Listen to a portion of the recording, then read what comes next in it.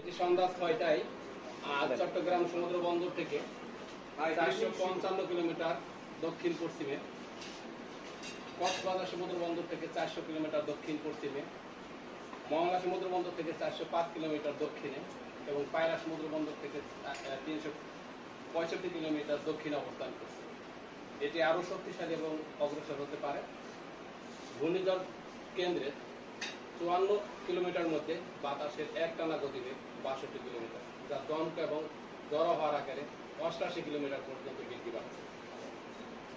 পায়রা এবং মংলা সমুদ্র বন্দরকে আমরা পূর্বে যে 3 নম্বর স্থানীয় সতর্কতা সংকেত জারি করেছিলাম, সেই সংকেতের পরিবর্তে 7 নম্বর বিপদ সংকেত, আমি আবার বলছি 7 নম্বর বিপদ সংকেত পায়রা এবং মংলা সমুদ্র বন্দরকে দেখিয়ে যেতে বলা হয়েছে।